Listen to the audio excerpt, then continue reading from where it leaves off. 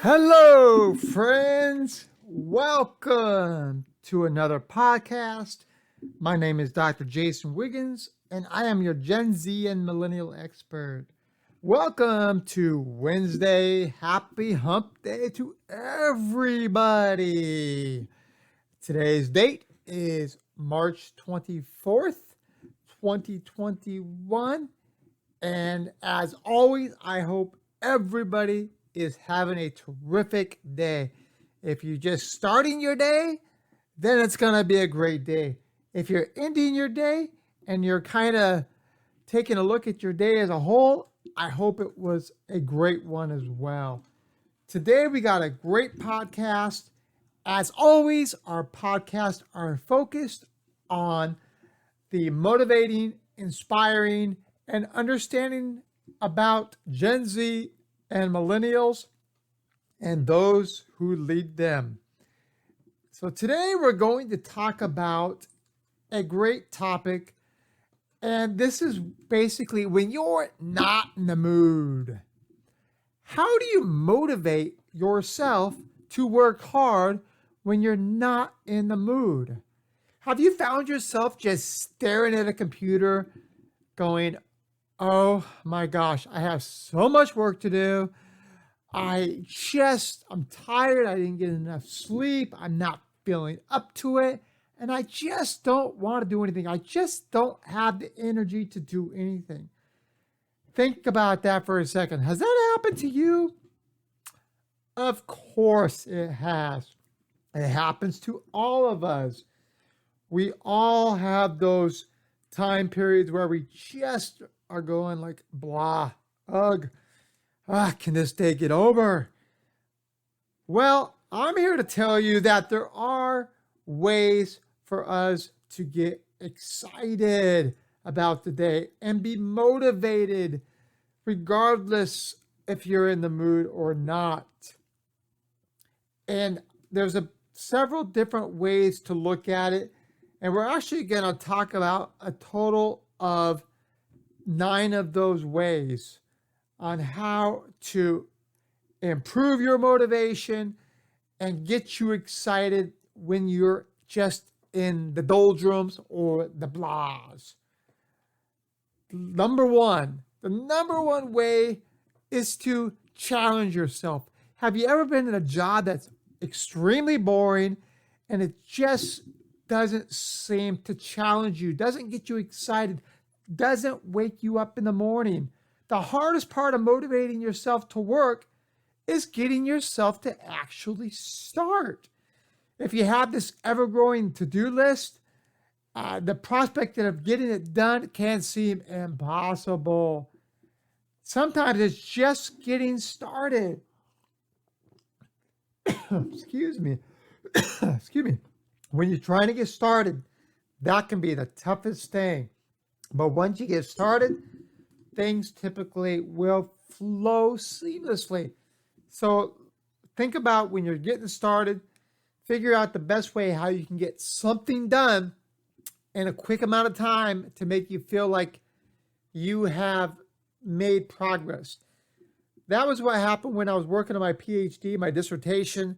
There was times where I just did not want to work on that document. And I just said, okay, if I just write a paragraph, I just write something, it might get me jump started. And sure enough, that's what happened. It gets you jump started. That's just one way to do it. The second thing to get you motivated when you're not in the mood, just first do it. Do it quickly. Do it badly. It doesn't have to be great. Perfection is one of the biggest causes of demotivation. We set ourselves up for the highest standards, and the production you end up getting is not good. So the trick is that once you decide that you're going to work, just start putting something down. It's the first draft. It's not the final in anything you do. But then once you start doing something, improve on it. Another excellent key point is to eliminate distractions. Work often happens when you're You've got nothing better left to do. So one way to make work happen is get rid of all the other alternatives around you. I could do this or I could do this. Well, guess what? If you take everything out of your way, take away the TV, take away the video games, take away the your friend or spouse or whoever it may be that's bugging you in the ear, eliminate all your distractions and allow you to get things done. Whatever your go-to distractions are, get rid of them. Remember, you know yourself best. And so whatever your go-to distraction is, try to get rid of it, and that will help you move forward. Another important aspect, number 4, I always like to, this is one of my favorite ones. Make sure your goals are realistic. Let's just say you're a baseball player and your goal is to hit 400, and you're not going to be happy until you hit 400. Well, the average hitter in baseball hits about 250. When you put that in perspective, they hit the ball 1 out of 4 times or less than 3 out of 10 times. So you can imagine the frustration that they may feel when they're not hitting their goals. So that's why baseball is such a mental game. And when you transfer that to what we do in our daily lives, same thing. Don't set your goals so high. Your task list or your to-do list, your goal is to get 50 of these things done. Well, maybe you can't get 50 done. Why? Because there's not enough time in the day. And some of these things will take more time than you may have allotted. Again, sometimes if you have 800 emails to respond in a day, you're not going to be able to spend all time replying to 800. You have to basically do task management.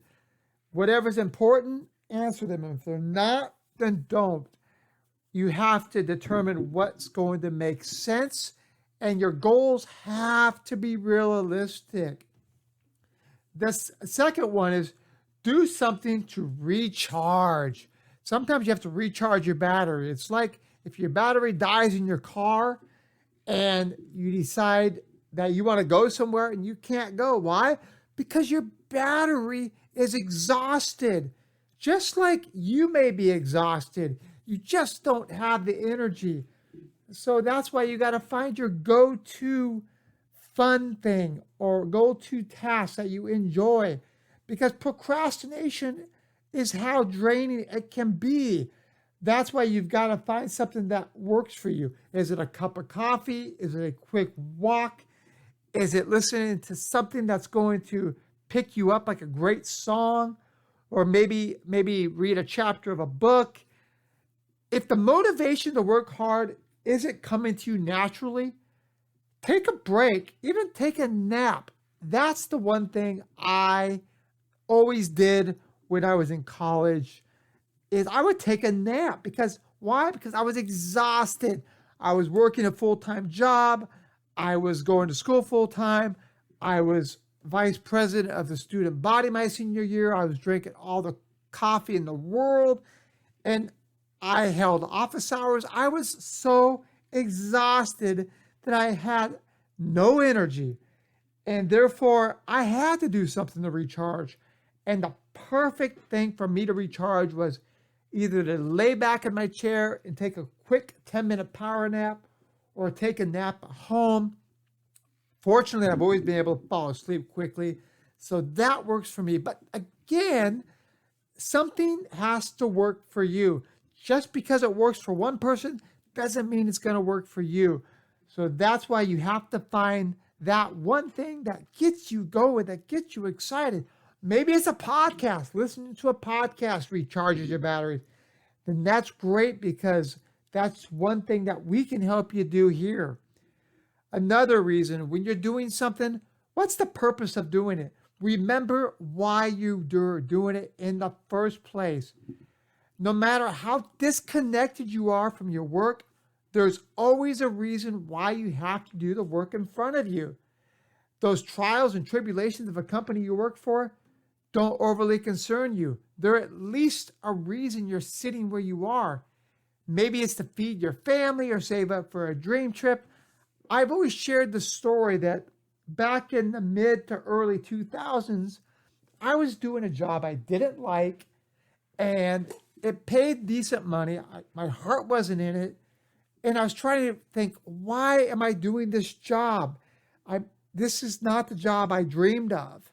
I already had a bachelor's degree at the time. I was working on my master's degree, and I had a job that just didn't get me motivated, didn't get me pumped up, didn't get me excited. So what did I do? I bought a wave runner, and I bought this wave runner that I hooked a trailer up to my SUV and took trips down to the Columbia River there in Washington State and just motored out to the middle of the river and just relaxed. That was why I kept that job. And of course, I only kept that job until I found something that was more pertained to my dream job. But that was why I continued to work for a little while. I had to keep thinking, I have to make these payments on this wave runner, and that is my motivation. So you have to find the reason why you're doing it, what your motivation is, and that will be very helpful. Sometimes it's like working out. It's like a workout party, a partner. You need an accountability buddy because sometimes our own self-motivation is not going to always work. It is proof that it's much easier if you've got someone else to help you be accountable. One way is to get that extra motivation first of all, is to find somebody that shares the same passion in what you're doing or in the same industry or activity that you can rely on to help you. Talk to a friend who is also struggling a bit with motivation and agree to hold each other accountable. Maybe it's your workmate, whoever it may be. But like anything, having somebody to share the trials and tribulations will definitely help. Number 8, do the brainless work you've been putting off. You don't always have to be firing on all cylinders to have a productive day. Sometimes when you're not in the mood, remember the whole point of this was to talk about motivating yourself when you're not in the mood. And sometimes when you're not in the mood, just do all the mundane things. You have a list, just go like, you know what? These are the brainless activities. This is what somebody with the less skill level than I have could get done. And I don't have to put much thought into it. Just knock off those brainless tasks off your to-do list. Those will help you clear your plate for when you have a lot of energy. So tomorrow, when you come into work and you're excited about the day, you're jumping with glee that you're pumped up with the motivation you did not have the day before. This is the perfect opportunity to start concentrating on the activities that are going to require more energy, require more brain processes. So that is very helpful because at the end of the day, you still feel like you accomplished something because you did accomplish something. It might not have been the primary task, more so the secondary task, but either way, you crossed a lot of things off your list. And the last one that I wanted to bring up was give yourself permission to do something else. If all else fails, there's only one thing left to do. Step away and do something else that is productive and something that you actually want to do. Sometimes time spent procrastinating mindlessly, browsing through social media to dodge work is completely wasted. You don't want to be on social media. You're just not motivated to work. If you're not getting anywhere, then give yourself permission to give up and go and do something else. The key is worthwhile. Not spending time surfing the web or social media. Maybe pick up a great book that you've been wanting to read. Find an alternative. or learn something new, but something that is worthwhile, that's going to help you maybe learn a new task or help promote you in your abilities to do a better job and to be more of an asset to your organization. So those are some things that I'd like to make sure that you understand. And some of the final thoughts that I have on how to motivate yourself to work. Everyone has days where they struggle to get work done.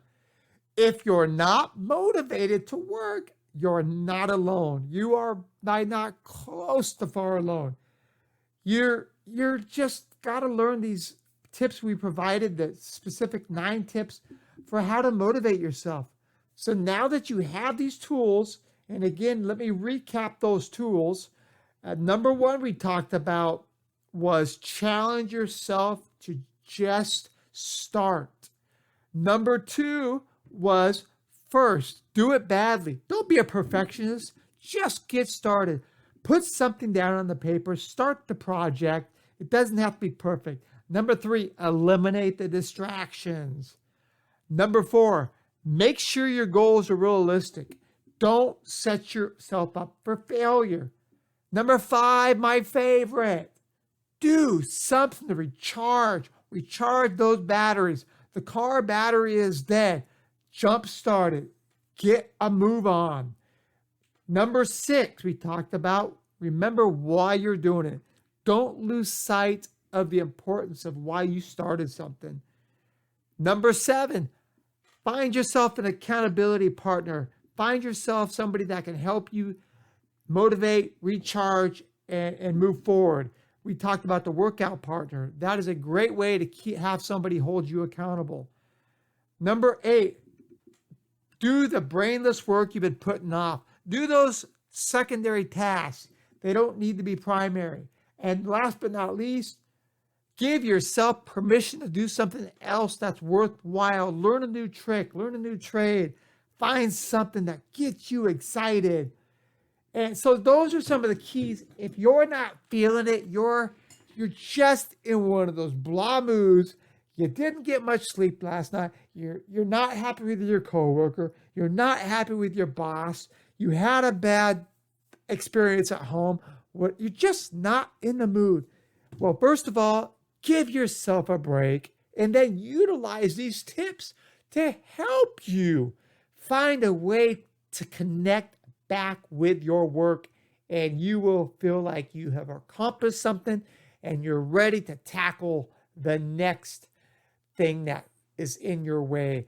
So again, I appreciate everybody's listenership. You guys are absolutely amazing. As always, if you have ideas or critique or criticism or whatever you'd like to share with me, feel free to reach me at jason@jwigginsconsulting.com or via our website, Gen Z and millennialexpert.com. And if you ever would like to find yourself a good read, meaning, as we talked about, finding something else worthwhile, you can also pick up my recent book on Amazon, Millennial Leadership, Everything You Need to Know How to Understand, Retain, and Motivate Gen Y Leaders. So thank you, as always. If it's in the morning, afternoon, or night, be safe, take care, and catch all my previous episodes if you have not had a chance. Thank you. Bye-bye.